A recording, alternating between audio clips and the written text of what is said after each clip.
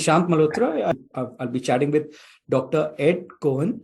The Middle Road, to give you a brief, is a thought leader platform enabling social change and impact globally. The startup blends media with edtech to promote and upskill the audience. Publications, articles, online courses, podcasts, and videos across various topics. Now, example, it could be economics and development economics, finance and sustainable finance, impact valuation and statistics, well-being, art, culture. And focus is also majorly on United Nations 17 Sustainable Development Goals. Mantra of the startup is to spread affordable, quality higher education. You can check out www.themiddleroad.org. Today I'm with a fascinating guest, and I've really, you'll love today's conversation. It is something very different from Dr. Ed. And to give you a brief description, Dr. Ed suffers from an incurable ailment, yet developed self-reflection and self-care that helps him to flourish, not despite, but because of his illness. Now, these are his words. Please welcome Dr. Ed Cohen. He's the professor at the Rutgers University and a psychagogue at Healing Counsel, a therapeutic practice for healing. An accomplished author, Ed's recent book on learning to heal, or what medicine doesn't know, or actually draws on 50 years of with Crohn's to consider how Western medicine turned from an art of healing towards a science of medicine.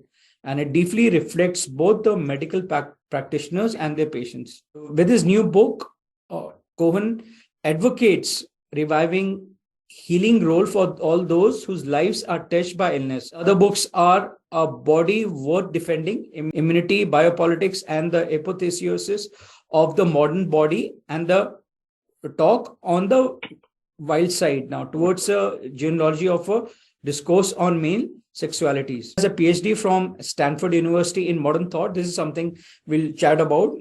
Summa cum laude, honors for English and mathematics from Georgetown University. Hello, Dr. Ed Cohen. Thank you for joining the Middle Road platform. Oh, thank you for having me. It's lovely to meet you. I just have to say that again. I mean, it was very fascinating reading your books. I think it's just mind-boggling.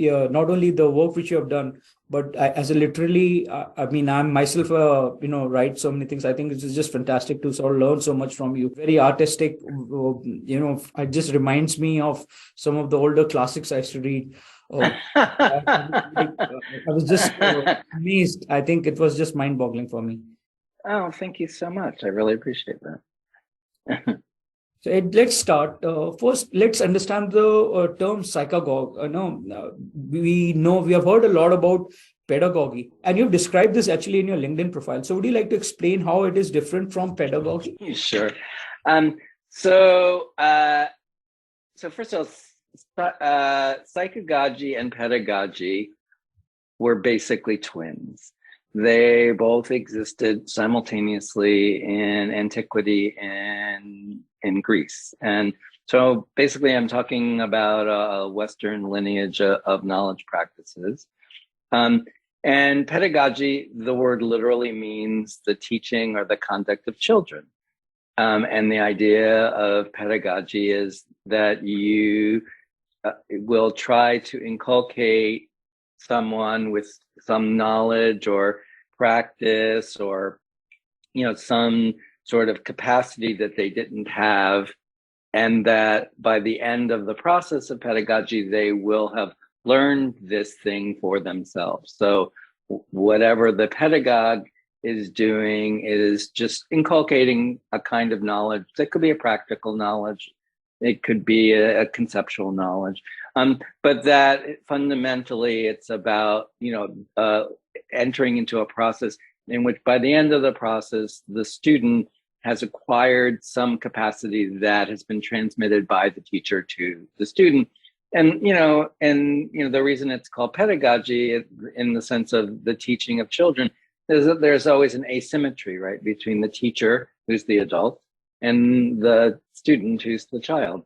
Psychagogy has a similar kind of etymology, but it means the conduct or the leading of souls. So the word psyche in Western culture, and I'm not sure, what the equivalent would be in South Asian culture. I mean, every culture has different kind of ways of reflecting on what it means to be a living being.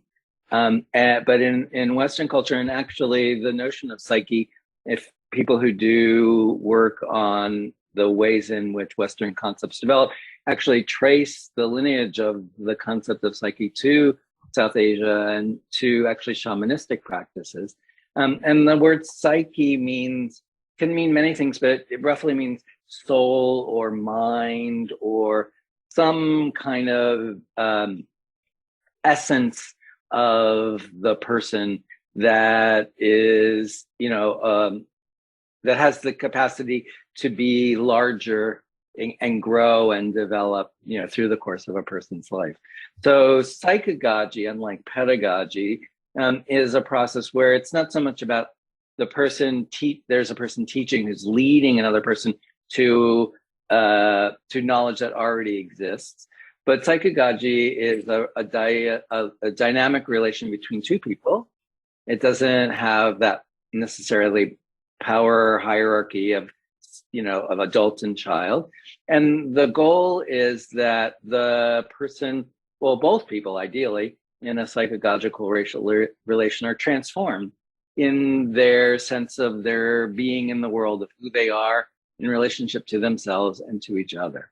So instead of the communication of kind of practical knowledge or some kind of capacity, psychagogy really is about helping people to reflect on who they are, to understand that we are oftentimes, most times, much more capacious than we necessarily live in our everyday lives. And so the role of someone as a psychagogue is to hold that, to say, you know what, I believe that you actually have more capacity to live a life that is more rich for you, more meaningful, more vivid, whatever your values and goals are, than you currently are allowing yourself to understand. And that through conversation, that perhaps you'll come to a bigger sense of who you are, and you'll be able to be in the world, not just in relationship to yourself, but the way that you're in a better relationship to yourself is you're in a better relation to other people, right? That the whole point of, what we call working on ourselves, it is we want to suffer less. Nobody's, some people do like suffering, but but by and large, we do try to give it up or move beyond. But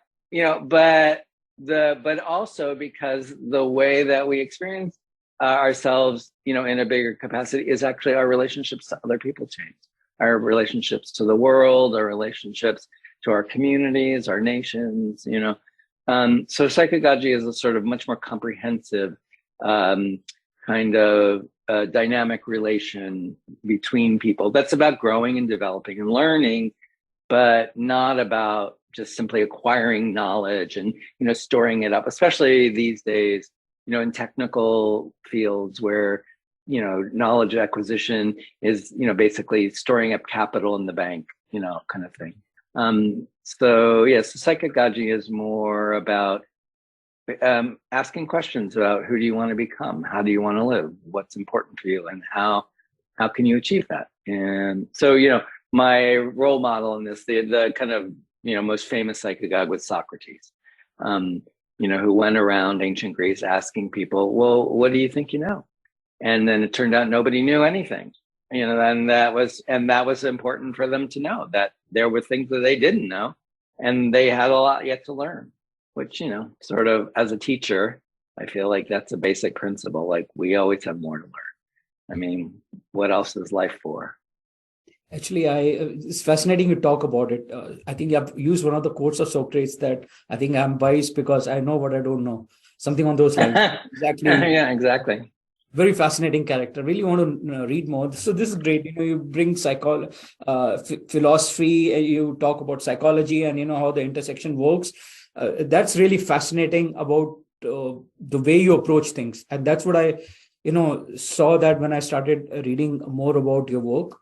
Now we'll go to the basic. Your life has revolved ever since you were diagnosed for Crohn's disease. Now you yourself has been, you're a huge motivation because you, in spite of diagnosed at a very early age, you learned how to succeed and triumph in a measurable manner. Brief idea about Crohn. Crohn is an autoimmune chronic inflammatory bowel disease that can sometimes also causes life-threatening complications. You have mentioned in your introduction with reference to your website that Crohn actually developed self-reflection and self-care, which I talked about within you, which made you flourish not despite but because of your illness. Very proactive and positive attitude. So you could speak about your self-awareness journey from a very early age and how it has shaped you as a person. And then we'll, of course, come to another hero, which Michel Foucault. So I mean, just to be clear, from the very beginning, it wasn't a good thing. And, when I was 13 and I was very, very ill, and I was first given this diagnosis and told that I had a kind of illness that I didn't know the word, that my doctor said to me, well, you have an autoimmune disease. It has no cure, which it still has no cure. And the best we can do is try to manage your symptoms. And I was like, well, what is this autoimmune thing of which you speak? And, so then they had to try to explain it to me, a 13-year-old. I was a child, right? So first they said, well, it's like you're allergic to yourself. Now, that was not super clear. What does that mean? I'm allergic to myself. So then they tried to clarify, and they said, well, it's like part of yourself is rejecting itself. And again, this was not fully comprehensible to my adolescent mind. And so finally they said, well, it's like you're eating yourself alive. Okay, that's a very vivid image. I hold on to that. But that was not a helpful image. To be told at 13. I can understand at a very young age. I went through accidents. I do understand how much it would have had an effect on you. Yeah. And that's one of the things, in most of my recent work, is that medicine has a lot to offer us. And, there are many, I would personally be dead without it. I'm not. But when we receive medical care in the sense of any kind of medical care, it could be Ayurvedic medicine, it could be traditional Chinese medicine, it could be, the kind of bioreductionist scientific medicine of the West. But whenever we receive treatments, we don't just receive a treatment, we also receive an explanation for what is happening to us, a frame of reference within which, we are helped to understand what's happening to us, right? So when we have a treatment, it's not just something that affects our bodies, it affects our minds, right? It gives us frameworks within which to think. And so at 13, I was given this framework, to try to understand what was happening to me. And it was not a helpful framework. And not only that, I was put on very intense medications. I was put on a medication called prednisone that's very, very intense corticosteroid and has many, many side effects, of which I was not told anything because at the time doctors didn't really feel that they had to explain these things to you. So, basically I went through my years, between the ages of 13 and 23, jacked up on these incredible drugs. Basically, I don't know if you've ever had the pleasure of taking them, but many people take prednisone. It's given for everything from, allergies to brain tumors. It is a kind of miracle drug. I don't disregard it, but it has these very powerful, both physiological and psychological side effects, including depression, anxiety, mood swings. I put on huge amounts of weight. I was, many, many very unpleasant, kind of side effects that nobody kind of acknowledged as being caused by the drugs. They were just like, well, you're a teenager. That's why you're so, anxious. That's why you're so, moody, whatever. But it wasn't. It was because of the drug. So that's why I usually refer to it as my adolescence on steroids. And unfortunately, even though I was on these major drugs, they never really suppressed the symptoms, which are basically, I was incontinent. I had constant diarrhea, horrible, kind of cramping, bowel obstructions.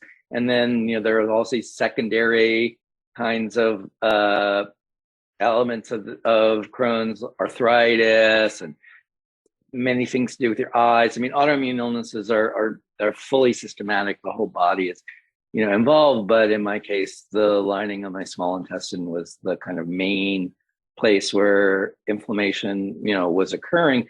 So I lived this kind of life for 10 years, went between 13 and 23, constantly rushing for the toilet, constantly, worried about, was I going to soil myself? And then at the age of 22, 23, I got really, really sick again. And I had a small bowel perforation. My intestine closed, and it actually burst. But the hospital I was in at the time didn't notice that. And as a result, I got these huge infections that got progressively worse. And eventually I had an abscess that was on a major blood vessel on my intestine, and it kept bursting. And then finally it burst, and I was bleeding. I was bleeding to death. So I had what people describe as an out-of-body near-death experience. I was floating around, while they were rushing me to emergency surgery. And, fortunately, I survived. I'm very grateful for that. And when I was still in the hospital recovering, because I had these major infections, so I had to be on antibiotics for a long period of time, I spontaneously started going into these trances. And, there was nothing in my background that prepared me for anything like this. I mean, I always joke, my parents were dogmatically atheists. I mean, they were just, my mother was a Marxist, my father was a physical chemist, all that mattered was matter. That was just, nonetheless, there I was in the hospital, and I could start listening to music, and I could go into this place where there was all of this light. And I just thought of it as pain management. I could take the light and I could wrap it around, where my intestines had been taken out, and, where my liver had been carved up, and, just to modulate the pain. And then I could just kind of fall into this just place of really peaceful, very spacious. At first it freaked the doctors and nurses out, because they would come into the room and they would try to get my attention, and I would be elsewhere. But then they realized if they just turned off the music, I would come out of it. I didn't really think, I didn't think about that as being a special experience, or the doctors didn't. But then when I finally left the hospital, I had an exit interview with my surgeon, and he said this thing to me that was like, it just like seared itself into my brain. He said, "You are the sickest person I've operated on in the last 5 years who's still alive. And I don't know how you got better so quickly." And that just, that turned my world around. Both because on the one hand, I had been in denial about how sick I was. When you're 23, you don't want to be like, I'm dying here. So I was like, oh, I was dying. Okay, that's really, I have to take that into stride. But the more shocking thing was this incredible surgeon. I was at Stanford University Hospital. It's one of the major medical centers in the world. And here's this very fancy surgeon saying to me, "I don't know how you got better. Like, I operated on you, but I don't know how you got better." And that was like really like eye-opening, mind-blowing for me, because, he was saying, I can do this. I operated on you. You were dying. You survived. So he knew what he did, but he didn't know how I got better so quickly. And that really kind of made me stop and go, well, how did I get better so quickly? Like, what was that? And in the wake of that experience, I had a number of, as you can imagine, if anybody who's like had accidents or, shocks of any kind.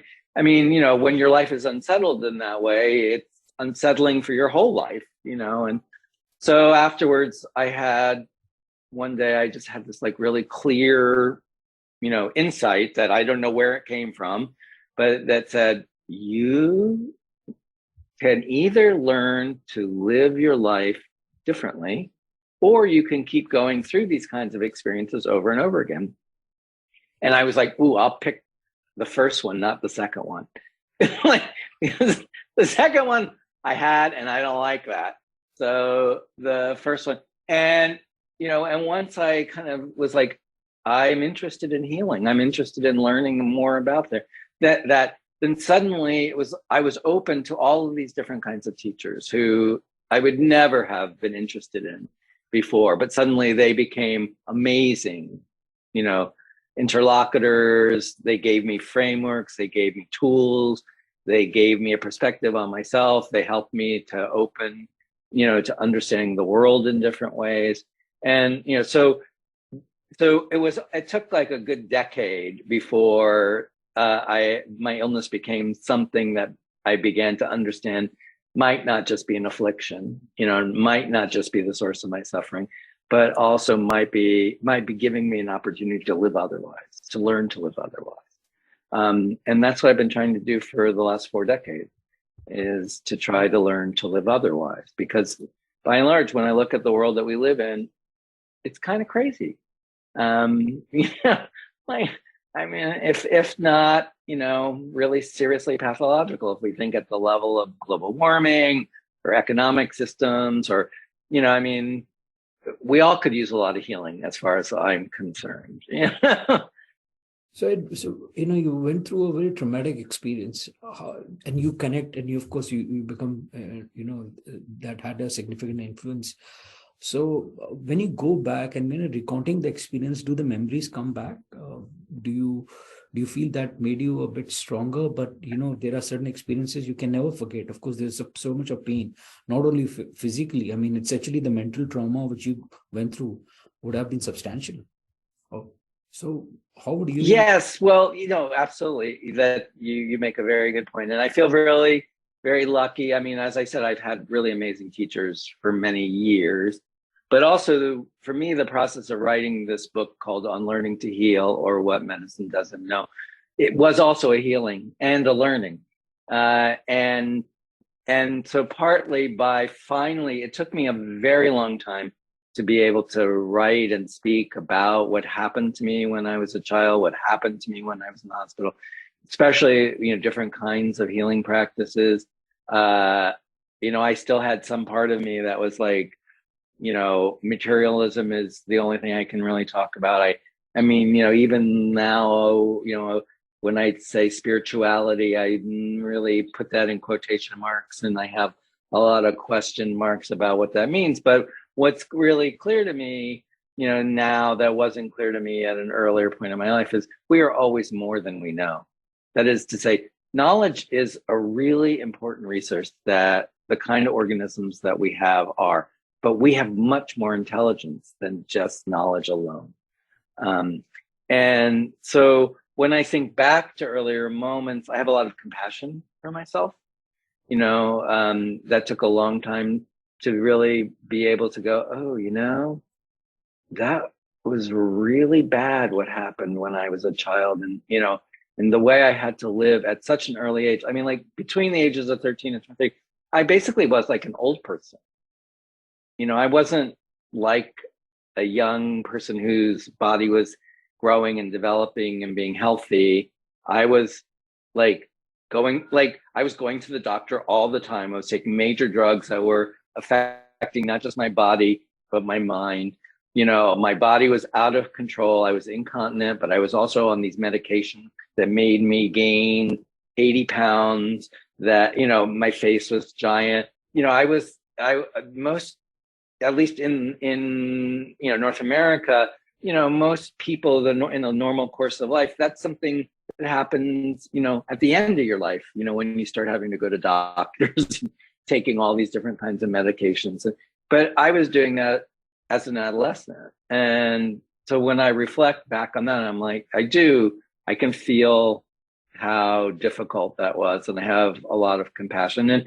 And as an adult, it gives me some space to give myself a little slack. It's like, hey, look, you've been through a lot in your life, so you're not perfect. Hey, you come a really long way. Like this year is literally my 50th anniversary of having Crohn's. And I'm like, it's my golden anniversary. I'm like, and that is a win. I'm like, most people are like, I'm getting old. I'm like, I'm 64. I'm like, oh my God, I'm 64. when I was 13, I thought I was going to be dead. I'm like, my friends are all like, oh, I got aches and pains. I'm like, oh my God, I'm so alive. I do yoga, I ride my bike, I do, I'm like this.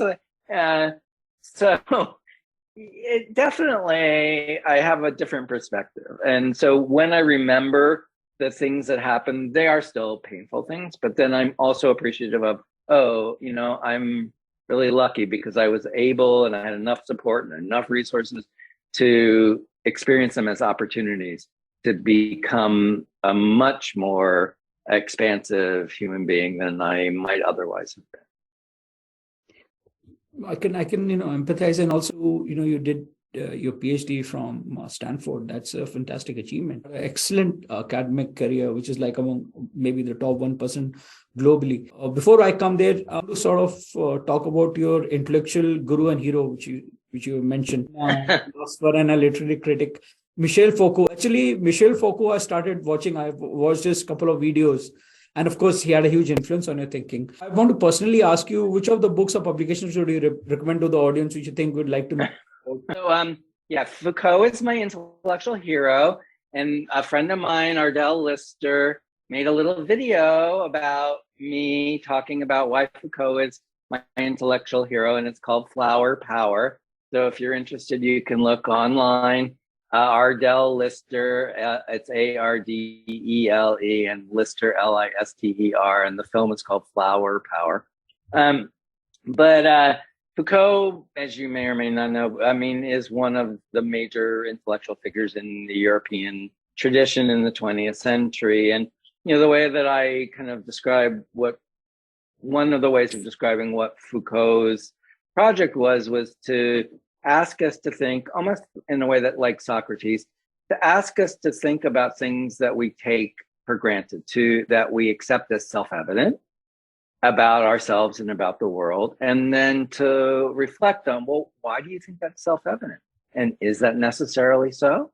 And if it's not necessarily so, how might we live otherwise? That's the general intellectual project.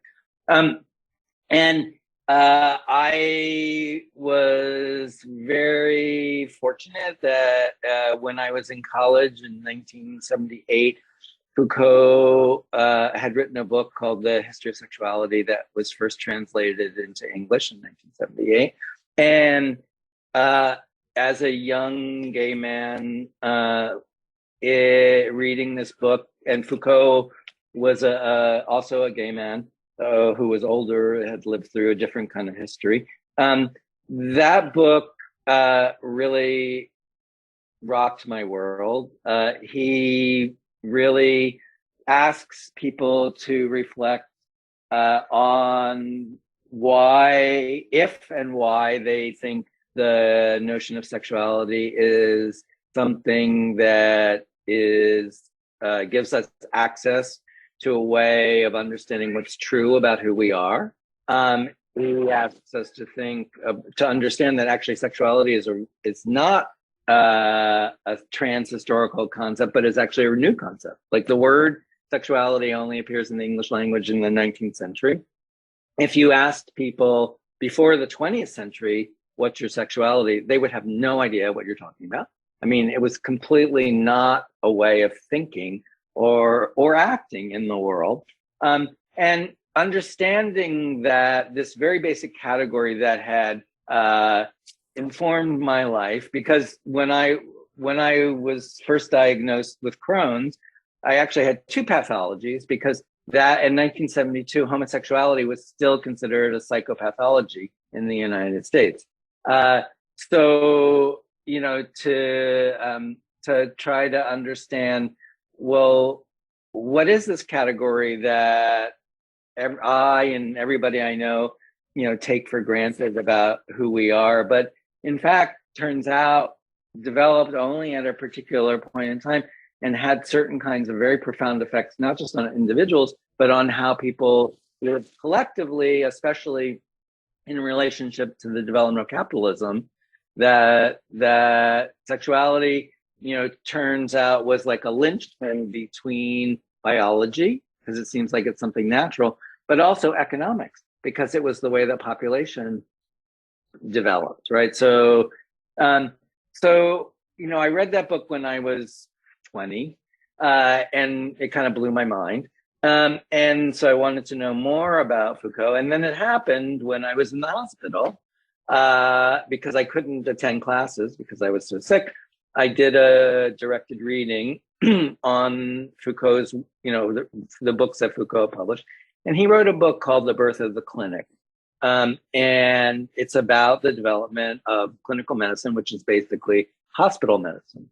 And again, hospital medicine has only existed since the beginning of the 19th century. And it imports a whole bunch of assumptions about what illness is, what diseases are, how we understand what it means to be sick, but also, the role that doctors play and the kinds of knowledge that doctors are inculcated with and how they're trained to look at the world. So what he thinks about in that book is like the history of what he calls the medical gaze. Well, reading that book in the hospital while I was being constantly examined, gazed, scanned, probed, was shockingly, because I had never thought about how medicine basically is, how invasive medicine is, not just like on your body, but on your mind. Like the ways that we think about what's happening to us. And Foucault, reading Foucault,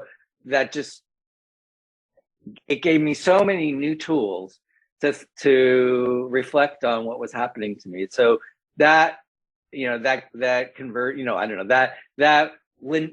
it, that was like, oh, okay. And since then, I have, followed everything. I know everything. I teach Foucault all the time.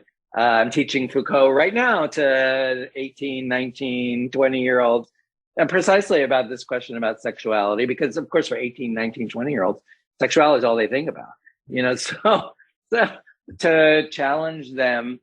So The History of Sexuality is it's a great book. It's a really hard book if you've never encountered Foucault. What I tell people that have never really engaged with Foucault and they want to understand something about him for the first time is to read the interviews with him. There's a book that's called Foucault Live. It's a collection of interviews across 20 years, and he's really, really good in conversation. He explains his ideas and other people's ideas, Marx and Freud and Nietzsche, and he is very lucid, very to the point. So if you just want to like dip in and find, and they're short, right? They're short. So each one, it's like 10 pages most, right? So, and they're beautiful ones. I mean, some like, one of the ones I love teaching is called Friendship as a Way of Life. And it's about why have we put so much stress on sex and sexuality, and why don't we understand friendship as a really important way that we connect to other people, and how, and what difference it might make if we, not just individually, we all have friends, but if we collectively valued friendship as important as our sexual relations. He has many beautiful short, and that's a very short piece. So that's what I would recommend to people who've never really taken up Foucault, is to read any of the little interviews in Foucault Live and just get a sampling. And then if you are interested, you could check out the books. He's also better as a lecturer. He was a professor at the Collège de France, and he gave lectures every year. He basically wrote a book every year. And those books are, they're easier to read because he's just talking, and he's a beautiful lecturer, just beautiful. So I guess that's what I would suggest to you, is like, try their interviews, try the lectures.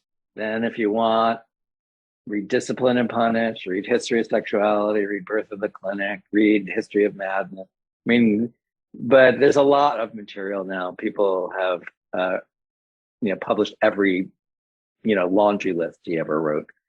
He actually spoke in French. So French is a beautiful language. He's always speaking in French. I think he didn't speak in English much. He towards the end of his life, he started coming to the US. Actually, if you want just like a fun book, there is a very fun book called Foucault in California. And this is actually based on, he started teaching in the US. He started coming to the US in the 1970s and 1980s, and especially to UC Berkeley in the Bay Area in near San Francisco. And this is a little book about how he was invited to give a lecture at a college in Los Angeles by a young gay philosophy professor. And Foucault said, okay, I'll come down, but you need to take me to Death Valley and we need to do LSD. And they say America started during that period of time, LSD had a huge influence on a lot of, it sort of course came globally. Absolutely. Coming back, come on now, LSD, psilocybin. One of the things that people are now understanding was that that these substances were criminalized for really mostly racist and very conservative reasons that were not medically sound. And in fact, what we're finding now, like 60 years later, is that there are a lot of really helpful medical and psychological effects that different kinds of chemical substances have. Foucault, his father was a doctor. And when he was young, he used to take some of his father's drugs from the pharmacy. And there's an interview that's in that book, Foucault Live, I talked to you about, where one of the things he says is, well, we put so much emphasis on sex, but what if we just thought about pleasure in a much broader way? And he says, one of the things we might have to think about is more and better drugs.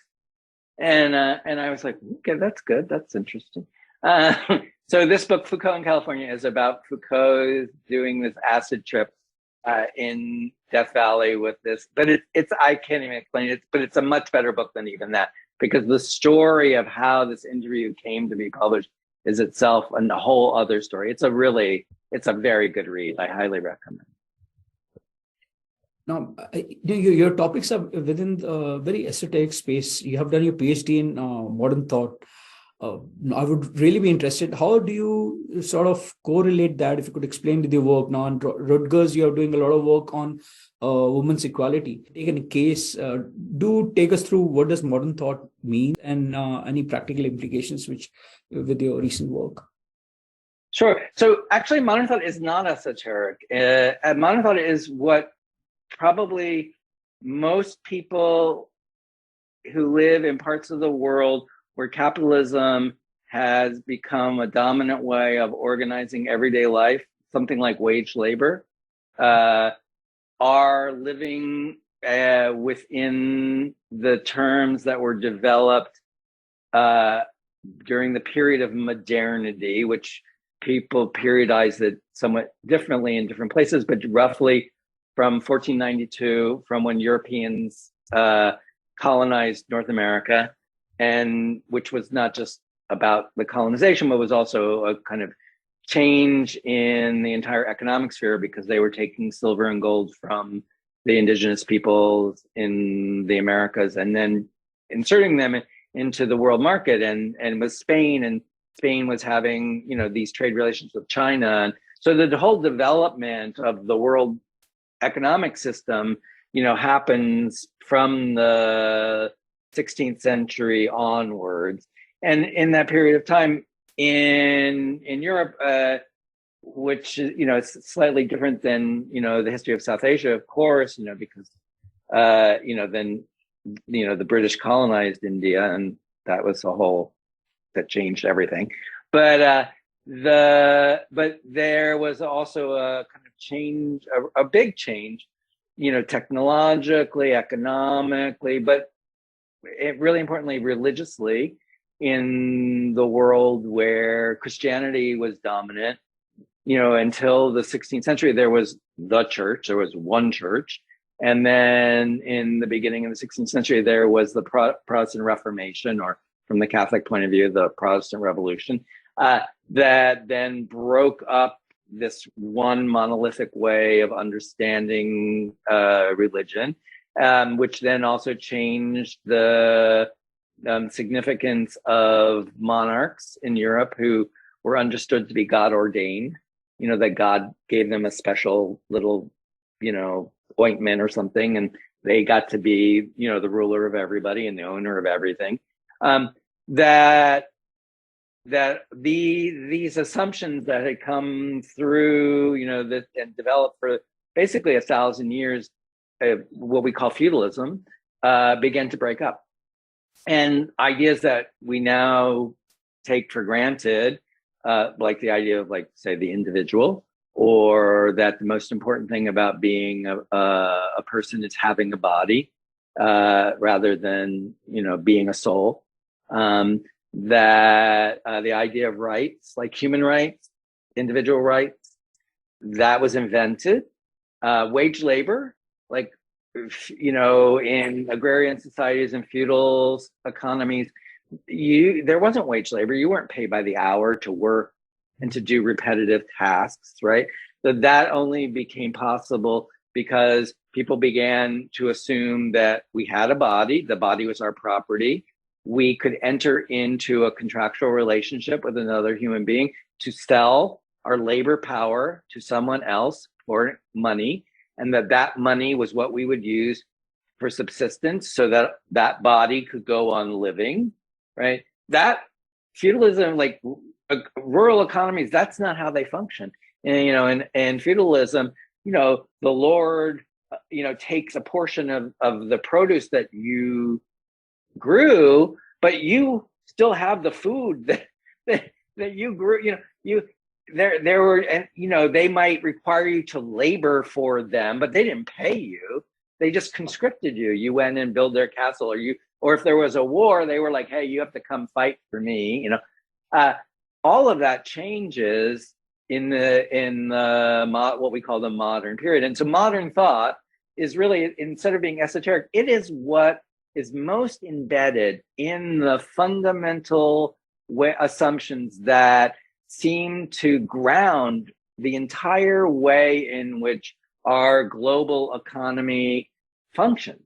I mean, it was to me, the COVID crisis, was a really interesting phenomenon. I mean, it was horrible and tragic, but just as an intellectual, because everything I teach and learn and try to communicate, it was all completely self-evident. Suddenly, the economy is shut down, society is shut down, transportation shut down. Here's this virus that, viruses are really weird, interesting things. Are they living? Are they not living? Are they animate? Or are they inanimate? Actually, you know what? They're paradoxical. And this little paradoxical virus that can't move by itself, it can't do anything, but we are the carriers because we had developed this global system, in which we, offshore production to other places, and we move back and forth. Suddenly, this inert, animate, inanimate, who knows what, virus could travel everywhere and disrupt everything. And suddenly it was all of the assumptions that we made about how we lived in the world were just this isn't working. It's really not working. And I was oh, well, this is what I've been saying this is what I've been. So modern thought really is, it's very influenced by Foucault, obviously, my perspective on it. But I think, and I think in different parts of the world, that happens in different ways. But I do think that we are in this period of time where these assumptions that, came to be taken for granted 400 years ago and are underwriting, these large systems, they seem to be kind of falling apart. That seems to. I just want to sort of check if I'm right on so when you're talking about modern thought, I do understand, the emergence of sustainable development goals, or people having by far much more emotive just here, Dognet Economics, written by Kate, so would also be sort of Kate Rawat. So would it be also very close to something which you'll talk about within the purview of modern thought? Isn't it a moment, modern thought? Would that be? Yes. So yes, absolutely. Modernity is like she has actually stressed a absolutely. lot on about, rather than looking at just persistent return, you put a framework of sustainable goals, or, sort of giving a lot of also a preference to empathy and other factors within the economics world. So that's one of the things that we're coming to, I think, increasingly understand, both within economic systems, but say within environmental systems and the interaction between economic systems and environmental systems, right? That what people have assumed as being the most important variables actually may have really definite limits that actually may have created a lot of problems, and that certain things that were excluded, like affect, right, or connectivity rather than separation, or intuition, or that a lot of the capacities that we have, that our resources for how we live in the world, have been devalued, because what the notion that the most important value that we have is profit and productivity ruled the world, came to rule the world. And unfortunately, that has really deleterious consequences for actually most of the people in the world. Actually, most of the people in the world have not really benefited from that particular way of bifurcating our capacity as living beings. And so, yes, so I think, a lot of people right now are kind of recognizing that, hopefully more and more and more, because we really need to have a new way of thinking. And what's wonderful about modern thought is to understand, well, the way that we think now, and the way that, the things that we take as self-evident, actually, they were invented. People invented them precisely in order to change how they live together, in order to change, the way that monarchs ruled over their subjects, and they could kill them, they could imprison them, they could take their property, they could take their children, they could take, that people invented these new strategies, for living, individualism, wage labor, rights, in order to carve out spaces that were not subject to the kinds of violence that monarchs could impose upon their subjects with impunity, right?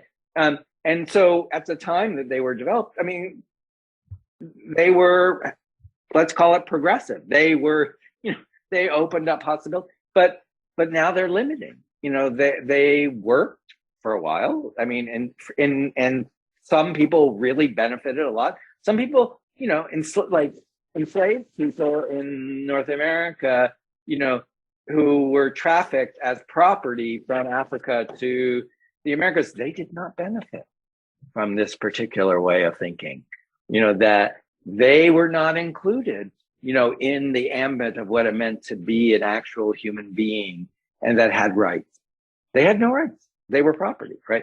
So it's not saying everybody, the benefits were parceled out, very inequitably, and yet, for more people, and this is what people say even now in terms of like the sustainability goals of, the UN sustainability goals.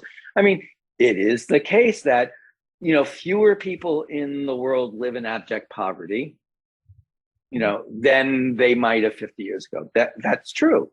I'm just saying that's a really low bar.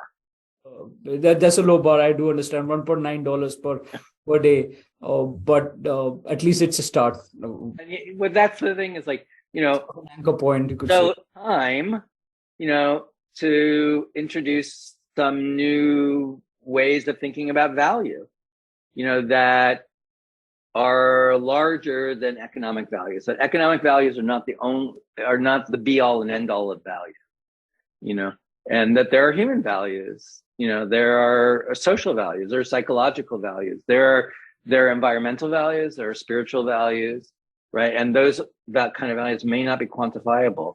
They might not fill in a balance sheet.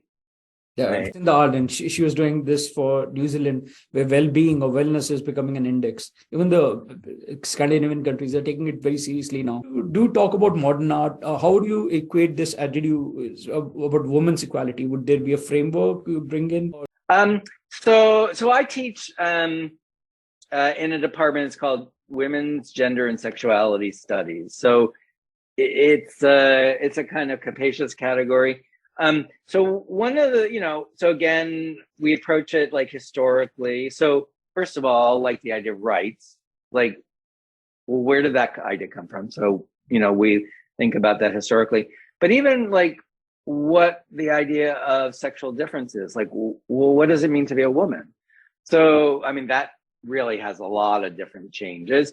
But one of the really important changes that occurred, at least in a kind of European and then colonial context, was that when the world was dominated by the church, by Christianity, right? The idea of sexual difference was that Eve ate the apple in the Garden of Eden or whatever she ate and caused the downfall of paradise. And God decided to punish Adam and Eve by kicking them out of paradise and saying, Eve, you bad girl, because you disobeyed me, you will be, forced to give birth, in pain and suffering, and you will go forth, and with your children. And so this idea that, well, yeah, men and women were different, but, women were damned basically by God for the disobedience of Eve to, have this like relationship of subservience to men, right? And that they were then like supposed to live in this pain and suffering or whatever. In the 18th century, things begin to change, partly because the way, the power of the church, is less dominant in a certain sense, but also because something new occurs, which is that humans begin to be imagined as a species like other living beings. Until 1748, human beings were never human beings were considered to be special beings, that God, the Christian European God gave human beings reason and language that other animals don't have. And so humans were supposed to have what the word is dominion over the earth and over the animals and the plants of the earth. And we were supposed to go forth and multiply. And, that was like but in 1748, this man named Linnaeus, he's the one who invented the term Homo sapiens. And he was the first person to say, well, humans are animals like other animals. It's more like humans are living beings like other living beings. And then there was another person at the same time whose name was Buffon, George Leclerc Buffon, he was the first person who defined species. And he's in this way, and he said, species is the sexual reproduction of individuals from one generation to the next. That's what a species is. So humans became a species, and that species was defined in terms of sexual reproduction, where sexual reproduction was defined by the opposition of men and women, right? So what women became, the meaning changed fundamentally in relationship to how people experience themselves, how they were able to make certain kinds of claims, like to rights or to legal responsibility, like women, in a European context mostly, but had no rights to themselves, their own bodies. Like the idea of like rape within marriage. Hey, there's no rape within marriage. You could, if your husband, you're married, no, your body is his body. He can do whatever he wants. Your property is his property. He can do whatever he wants, right?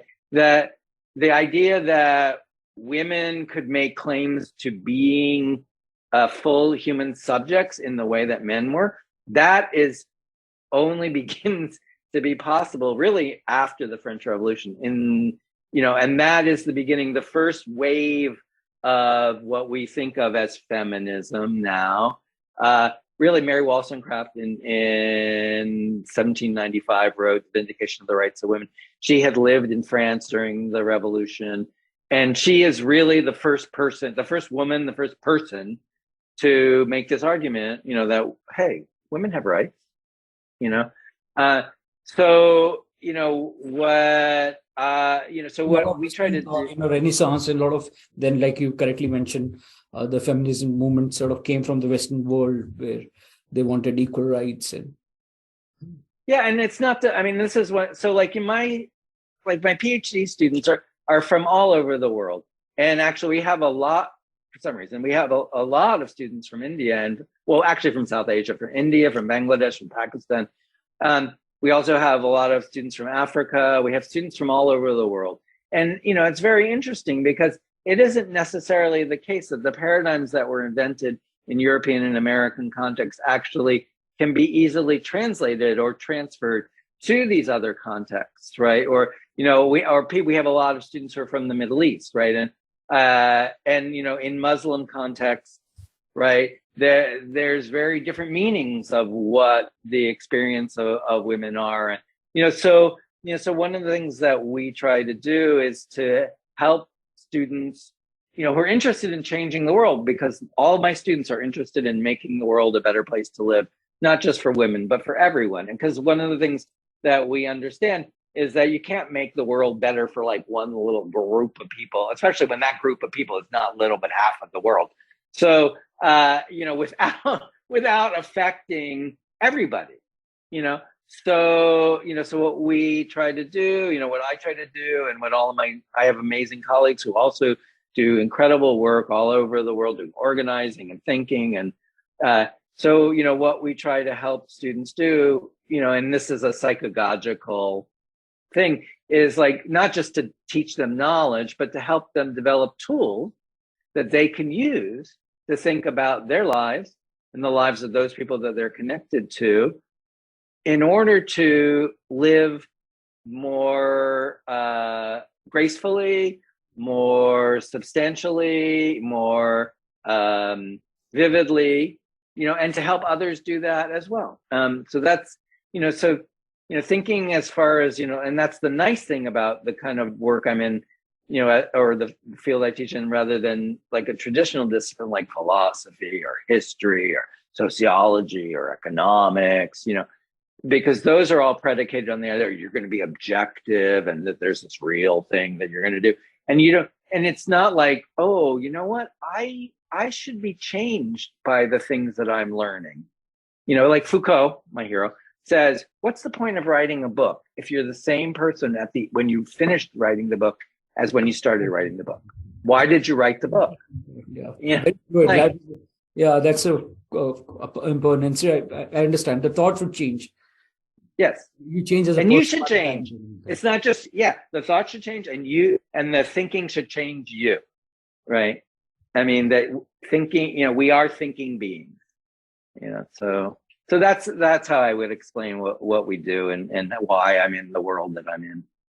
Because I actually don't teach very much. I mean, I don't work on gender and sexuality very much anymore. I did in the old days, but now I write about healing. You also published a book on learning to heal, or what medicine does not know. You mentioned how medicine is not an exact science. So if you could sort of, take us through that. But what I was also interested is, there's something known as loving kindness, which you can give to yourself, that quick heal. If you could also think that this is sort of a concept where you're yourself, sort of things to yourself and, to heal properly. So this is something which is, I really look forward to hear from you. Yeah. So, I've been working on the history of medicine because, as I was saying, what I get from Foucault is, trying to understand things that we think are of self-evident and trying to understand how they came to seem self-evident. So, because I have this, disease, Crohn's disease, which was defined as an autoimmune disease, once I started asking questions about it, I was like, wait, this doesn't really make a lot of sense. Like, first of all, what is autoimmunity? Now, it turns out nobody knows what autoimmunity is. Medicine knows that they don't know that autoimmunity is a paradox.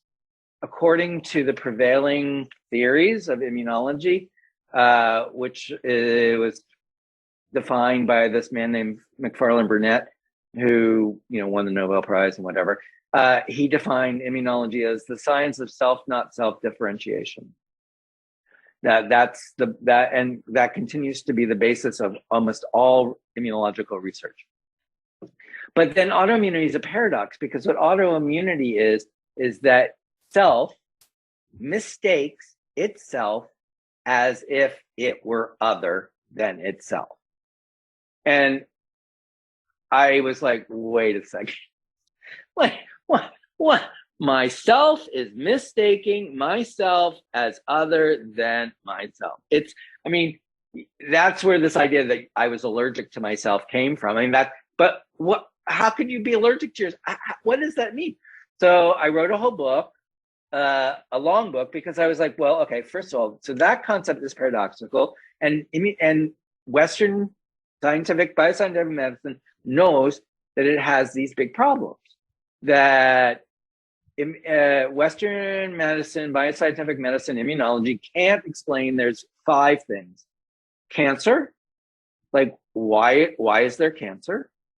Autoimmune illnesses, that nobody understands that. Pregnancy, like why doesn't the woman's body reject the fetus? Because the fetus is other, right? Then something called host versus graft disease, which is like if you have transplant, it's, and now the thing that's very popular, which is commensal bacteria. That is, we now understand that there's this entire microbiome in our guts that, all kinds of bacteria and fungi and that live in our intestines and live on our skin and everywhere, and that we have, but how is it possible, if it's not self-discrimination, that actually we have more DNA in what we call our bodies that isn't our DNA than the DNA that was from the fertilized cell that, emerged when we were first conceived?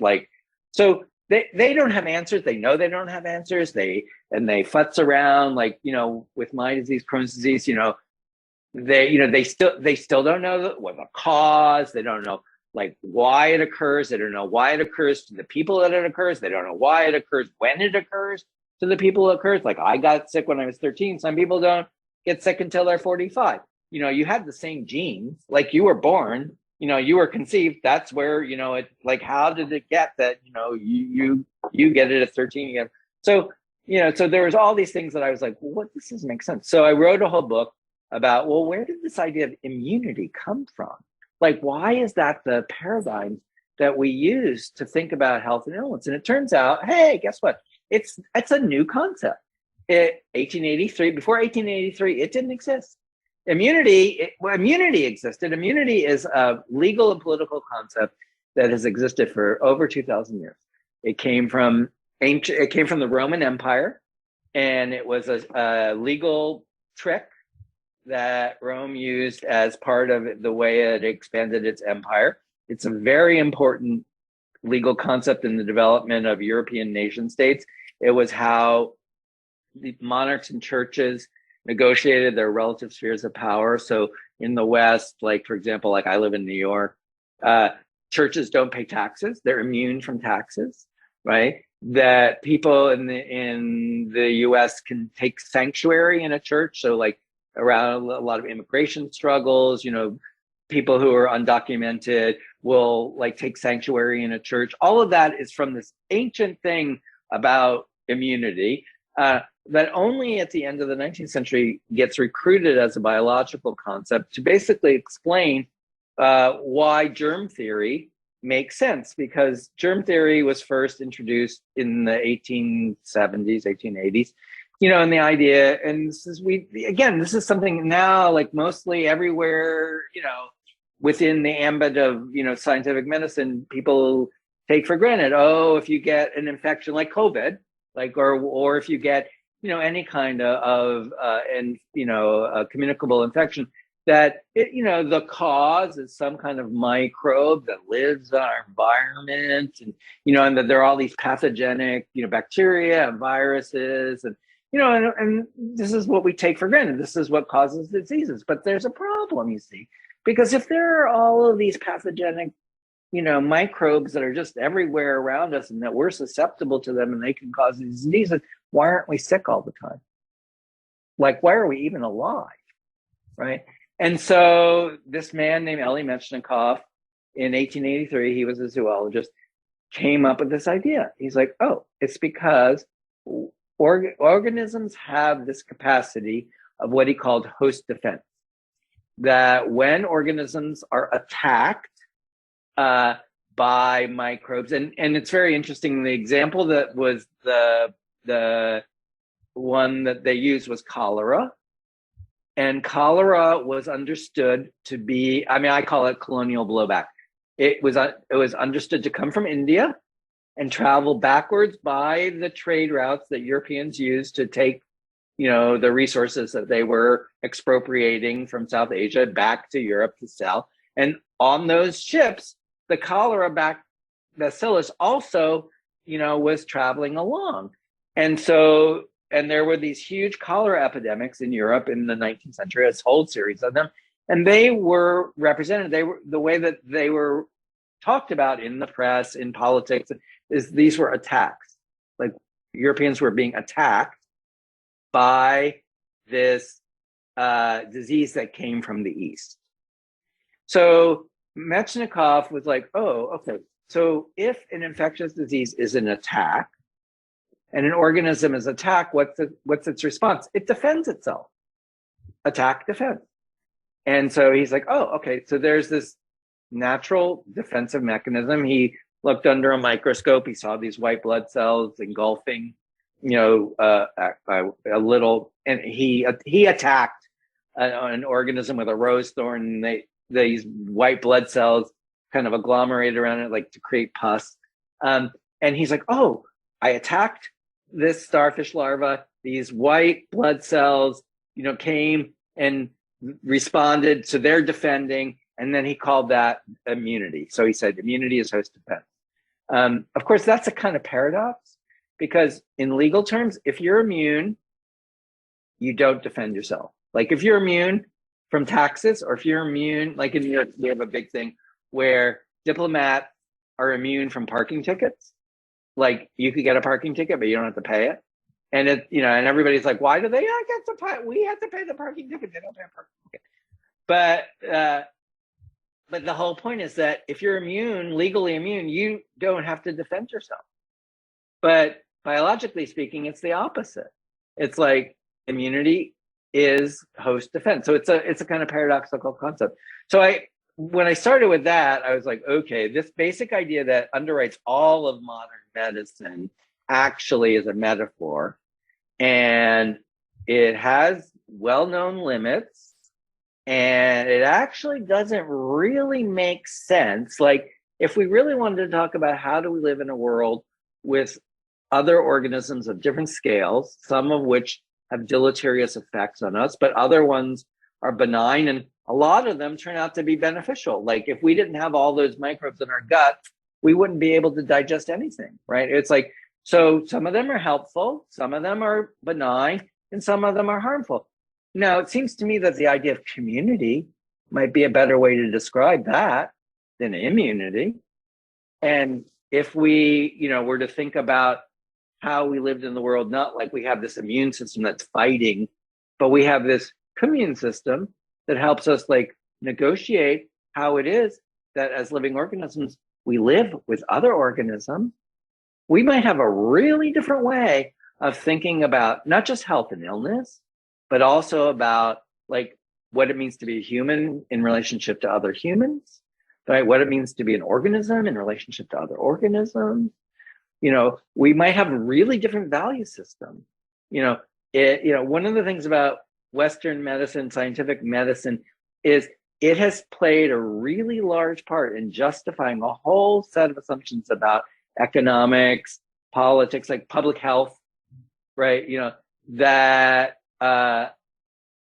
that are based on certain assumptions that may not even be correct. I mean, may be empirically false. So, when I say like medicine's not a pure science, I mean, and medicine knows this. I mean, like in my book, I say, when I just had recently, a couple of years ago, I had a hip replacement, and I literally had to sign a document saying, I understand that medicine is not an exact science. Like that was part of their liability statement, right? Like I had to acknowledge, I mean, okay, I acknowledge that. Do you acknowledge that? Do you know that? No, you don't seem to understand that.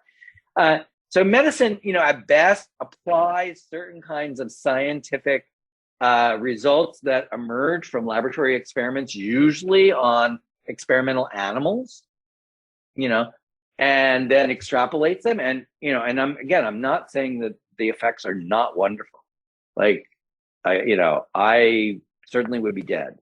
So I am not I'm happy to be a model for like the success, but it's limited. I mean, there are many more things that we can do. So what you were just, describing, in terms of, there's lots of ways of talking. What you're saying is actually like the gravitation force is an exact science, because that is yes universal truth in this sense. God. Yes, exactly. Physics, chemistry, to some extent biology, although it's a little bit, and each one of those in the history of science, each one, seems to be a little less exact, a little less, and medicine isn't even one of those. Medicine relies on those, but it is itself not subject to the criteria of falsification that, that philosophically constitute a pure science, for sure. Definitely not. It's good you talked about, all these experiments, which is, there's a module which I built in impact evaluation online course, where I've of course talked about randomized control trials when we were talking about various experiments. Now taking forward, I wanted to also come out to one of your papers which you have written, the placebo disavowed or unveiling the biomedical imagination. It's a very articulate and eloquent written with a lot of artistic flair. Like I said, I read I really love the way you write, putting up. So where you talked about exploring the scholastic, the topic of efficacy of interventions, example placebo, which we talked about. Now that's a key concept for understanding clinical trials and attitude towards alternative medication. Now, the reason why I'm bringing it is because I did a bit of research, and according to Precedence Research, the global complementary and alternative medicine market was valued at about 92.65 billion. Now that's a substantial size, and that was in 2021, and it's expected to reach around $411.4 billion by 2030, with a CAGR growth of about 18% from 2021 to 2030.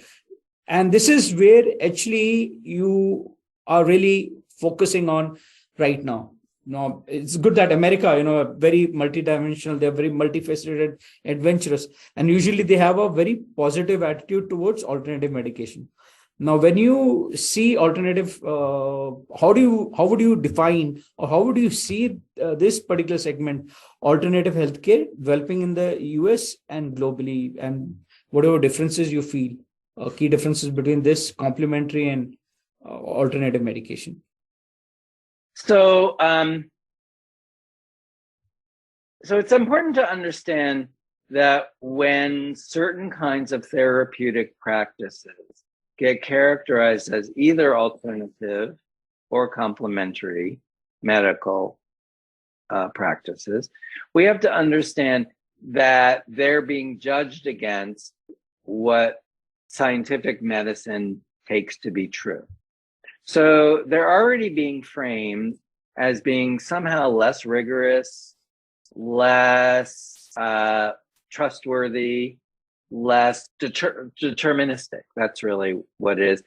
More questionable, because it's still, just the framing, it's alternative medicine, it's complementary medicine. That means that medicine is still the central term. And this is this thing that's on the edge of it. Now, what I think that you say, which is very interesting, is of course, okay, but then if that's the case, why are people willing to spend so much out of pocket? And this is the key thing in Western cultures, where there is medical insurance. Medical insurance pays for practices that are defined as bioscientifically credible, right? They don't pay for this other stuff. So this other stuff people are paying for by themselves. That suggests that there is some desire that people have that is not being met by the market in bioscientific medicine, that people understand that and they are looking for something else. So there are lots of other kinds of therapeutic practices that are efficacious, in different kinds of contexts, but they may not be subjectable to double-blind testing, which is the randomized control testing, and in part because we don't actually acknowledge really what's going on in randomized control testing, right? Because the whole thing about the placebo, right, is the reason that medications or techniques or whatever, have to be tested against a placebo is not because the placebo doesn't work. It's because the placebo does work, right? And that in order for treatment or a drug or, whatever to be considered to be effective, it has to work better than the placebo. So one of the things that's staring us right in the face is, oh wait, the placebos work. Well, why? That's not, no medicine did not ask, why does the placebo work? It's just oh, well, yeah, we know the placebo works, but we want something that works better than the placebo. And I'm well, maybe we could explore why the placebo works and then try to enhance and support the way the placebo functions, but the thing about that is that you can't really quantify it and you can't really sell it in the ways that you can sell medical products. What you want, if you're a pharmaceutical company, is you want a medication that produces reliable results that you can sell to a large market on a regular basis so that you can profit from it. Something that is, you might have to, work on the relationship between the practitioner and the person coming for help, that it might be multifactorial. It might not just be I'm going to give you a drug and that. It might be oh, you know what? You need to change your diet. You need to breathe some fresh air, get a little exercise. Oh, well, maybe, you could get a massage or, maybe you could try, hey, this kind of herbal remedy, it seems to have worked for, maybe you could try that, right? All of these things are less deterministic, right? Require more, they're less capital intensive, but they're more human experience contact, right? So acupuncture, for example, what do you need to do acupuncture? You need a table and you need some needle and you need a person who knows where to stick the needle.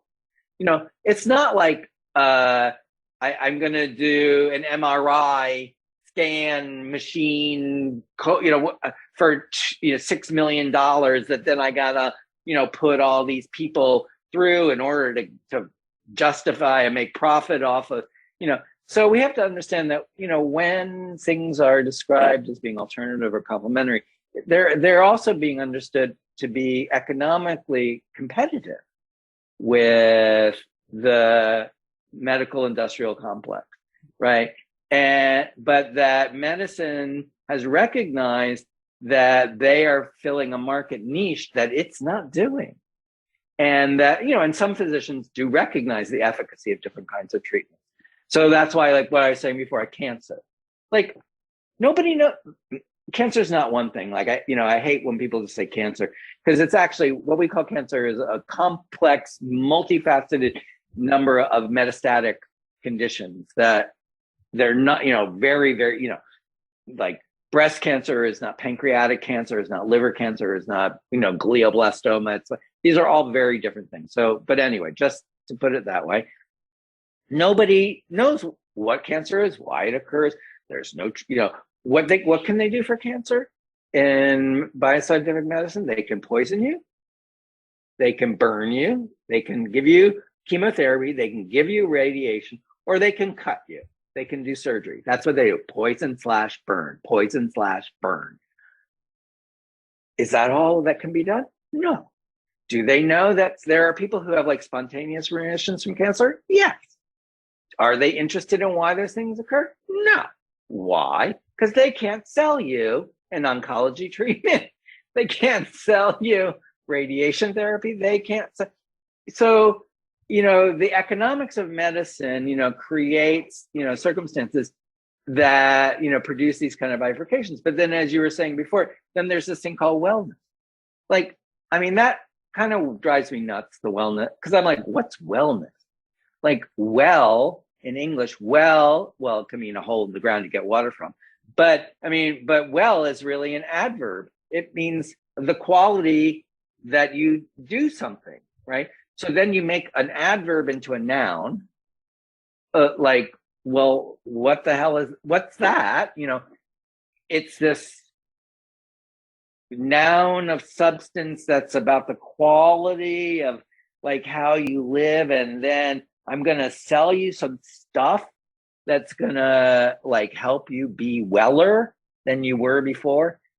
And like, to me, it's not the techniques per se. Like many of the things that people are selling actually are interesting. And like I like to say, there are many, many things that can lead you to the door, but you have to walk through it. Right. And, so there's nothing wrong with them. Oh, sorry. Just to add, I think the things between complementary and alternative medication, it cannot be standardized. That's one of the yes. It could be like, for example, you took the example of acupuncture. Here, the expertise of the person delivering also matters a lot. So yes. There could be variations which maybe in medication you do not have, and right. There is also not much scientific evidence in the way they have either conducted randomized controlled trials to see, because it takes, like alternative therapies maybe takes a much longer time. The effects is not going to be very straight or instantaneous as with the biomedical.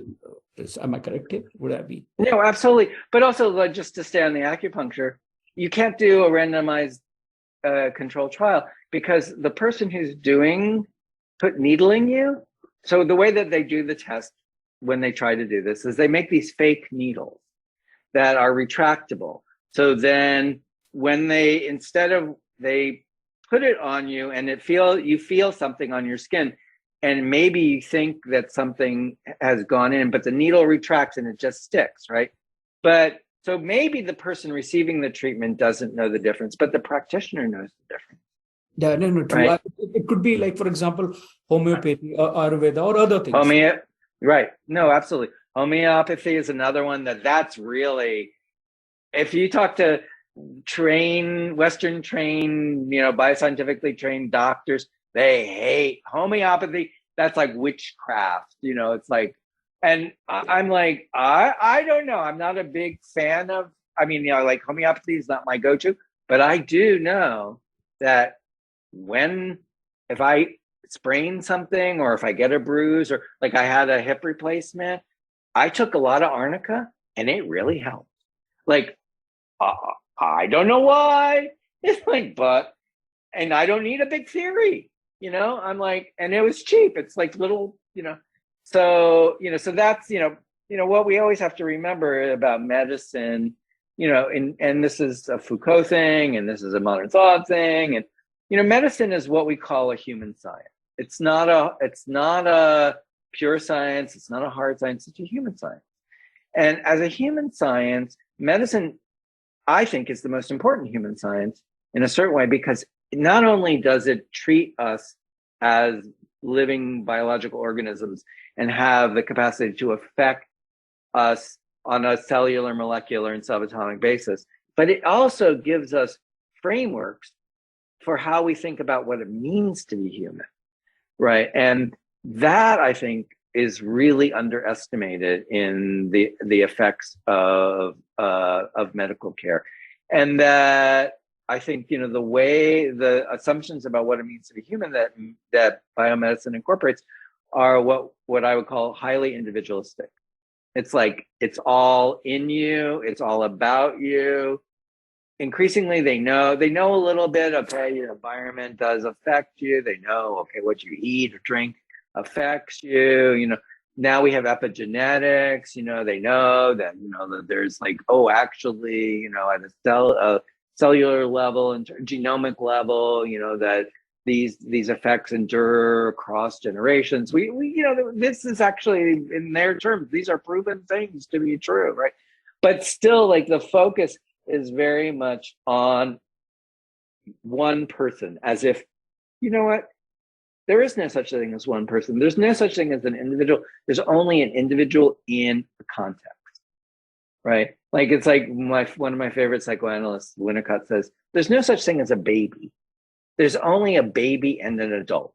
By itself is a dead being, right? We're all that baby. We were that baby. We still are that baby, right?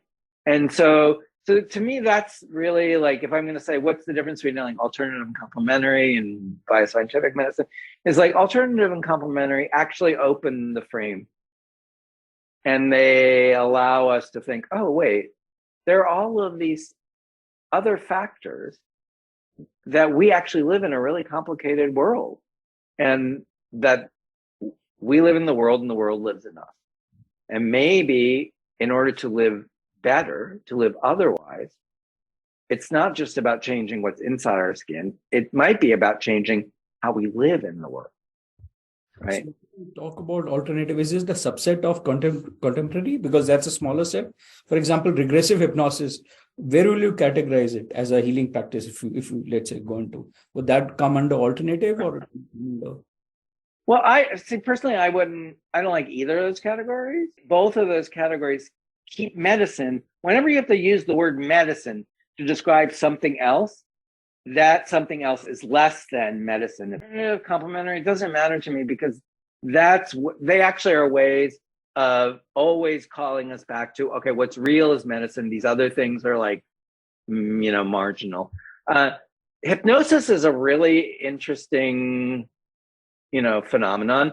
I mean, I've worked on the history of hypnosis that goes back actually to the end of the 18th century. This guy named Mesmer in France, who had he was like a trip. He was like a shaman, kind of like, he had these like experiences.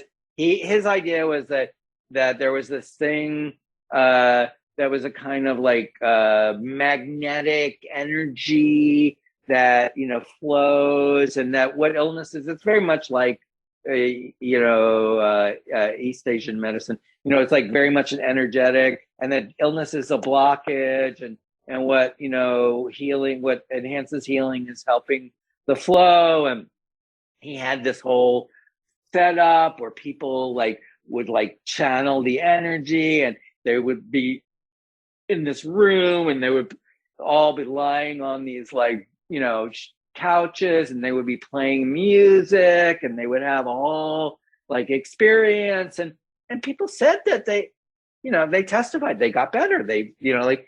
And this actually was the first, in terms of randomized controlled trials, this was the invention of the it wasn't called a randomized, this is the invention of what we call blind testing.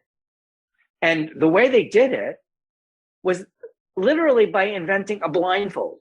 What they did is they took people and they put a blindfold on them so they couldn't see.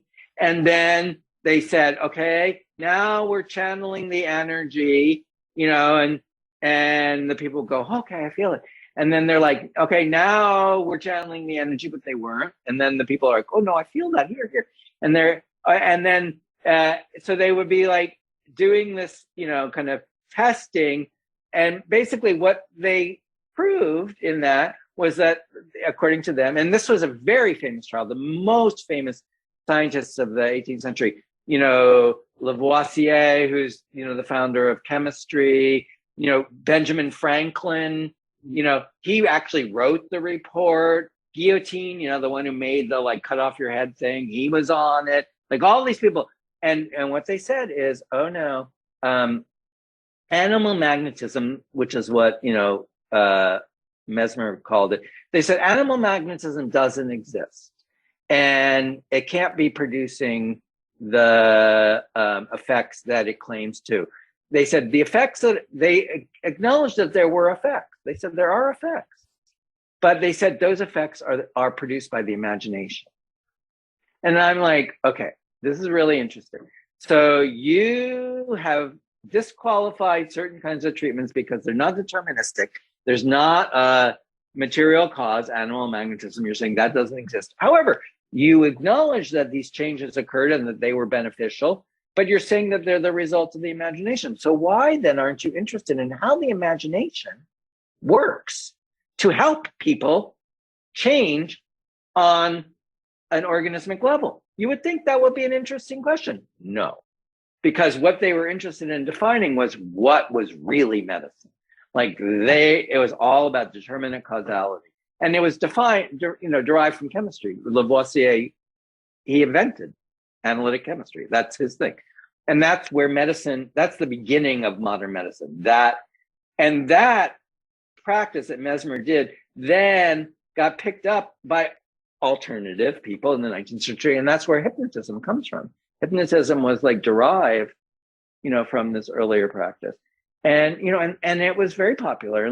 And Freud tried practicing hypnotism. There were different schools of hypnotism in the 19th century. A lot of people have sort of, written books. Brian Weiss is a very famous guy who keeps talking about it as visualization also. For example, whenever I'm talking about I'm trying to sort of think that I'm there and representing the whole world and the audience is with me. So that's how I keep using this word, whenever I'm teaching us.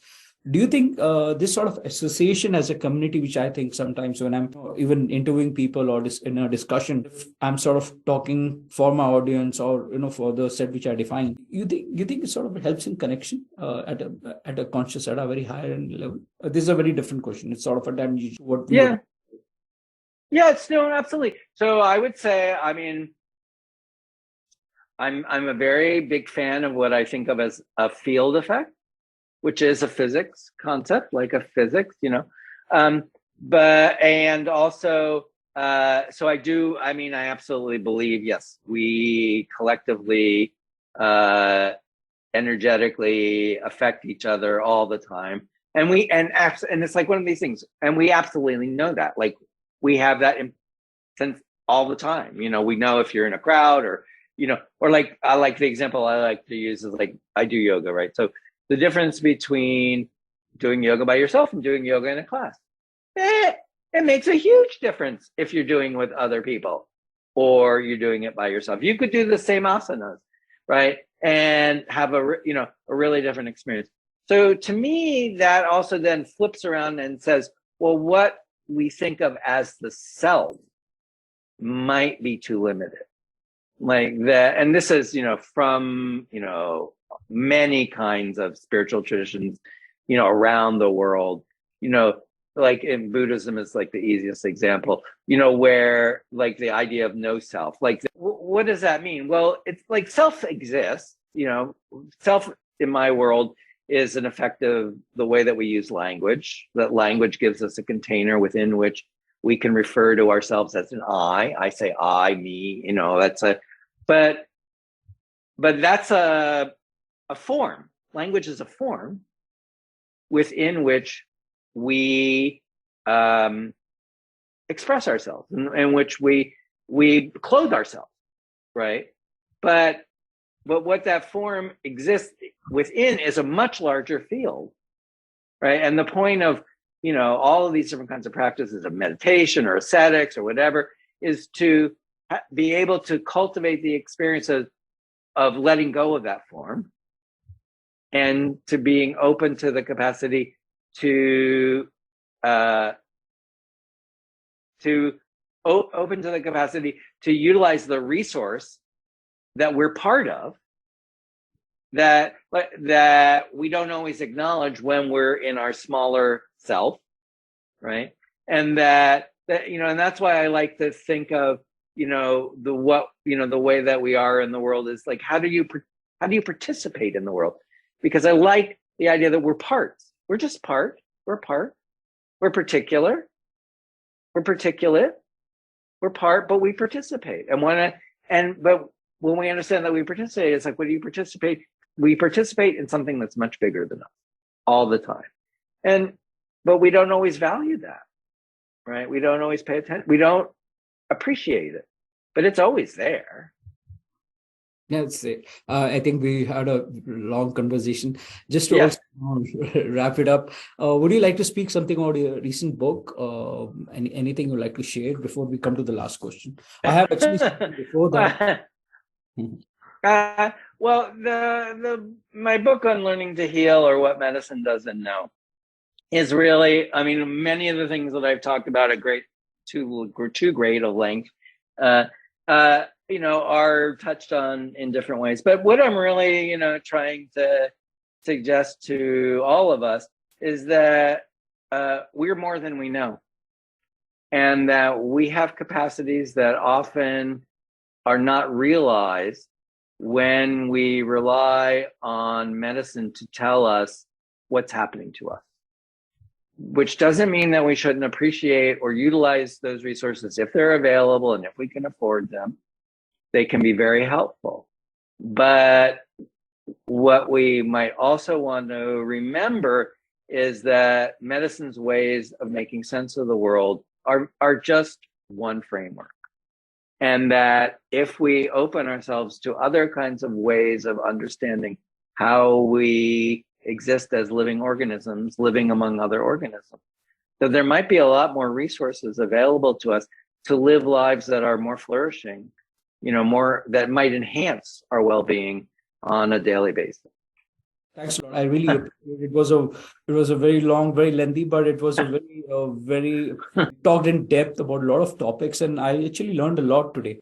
And but you spoke about I forgot during the time of the discussion, I was talking about women's equality, specifically in America. When you look at, so I think it was in 1862 when Abraham Lincoln abolished slavery, and I just to ask you that what sort of repercussions it also had on women, because it brought in about a sea change. It was a paradigm change.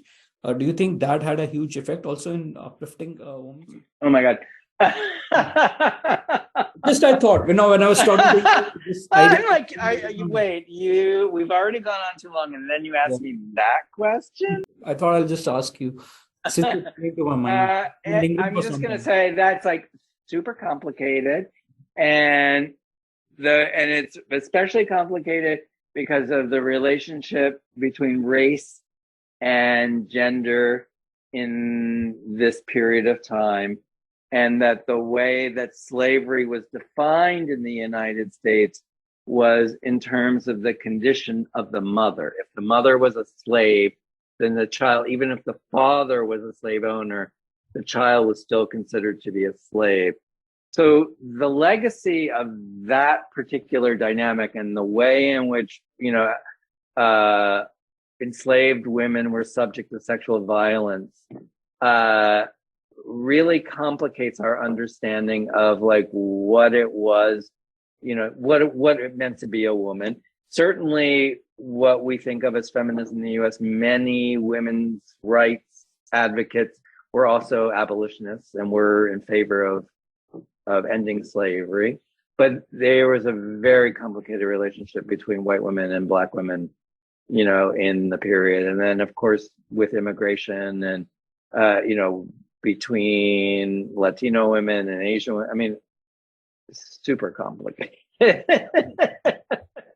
So many things in life. I really appreciate it. It's a lot of talents in different things. You have covered so many spaces, I would say. if you look at various spaces universally where you have spoken about or what you have done in life. So that's amazing. That's tremendous. And that's also great is that you get an opportunity in the US also with there's such a sound education system and the depth which they give you, the opportunities which they give you. And with this, I come to the last question, the aha question, which is always from the middle road, is do speak about any you could share one or multiple instances which brings a smile back in your life, which when you reflect back and you really feel happy. Well, I have many, many of those. I feel very blessed because, as you say, I'm very privileged. I would say on the west coast of the United States, there are these amazing forests in the mountains are covered with evergreen trees. And I was once coming back from a Tai Chi workshop, and I stopped my car and got out of the car and walked into the forest, and there was a wonderful little stream that was running by, and I took off my shoes and I stood in the middle of the stream, and I just felt the forest breathing. And I don't know what it was or how it was, but in that moment, I really viscerally understood I am way more than I know. And I have no idea what that is. Yeah, nature, I think it's just the most amazing thing. And one of the greatest beauties of the US is, of course, it's beautiful, just unimaginable nature. So, yes. And usually I always sometimes go to the ground and put my hands in the soil just to get a feel. Absolutely. Well, I'm a gardener, so I have a garden. And I mean, just digging, growing things. You can't, being in the, yes, it's like, oh my God, we're so lucky to be alive. Why waste it? Really why? We've evolved over, millions of years, and we've actually stayed with nature much more. I think you could say 2,000 or 3,000 years will be less than maybe 5% of the time which have evolved over a period of time. If you look at it's nothing. So, thanks a lot. It's great to meet you, and I really appreciate you choosing the middle road. I really appreciate that. I really appreciate the work. Your research papers are really fantastic. I just love. Thank you. Yeah, thank you for having me. It's nice that people elsewhere also resonate with the stuff that I do. The problem of being an academic is too often we work on things that are in our little world zone, and so it's really nice that you've resonated with it in some ways. I really appreciate it.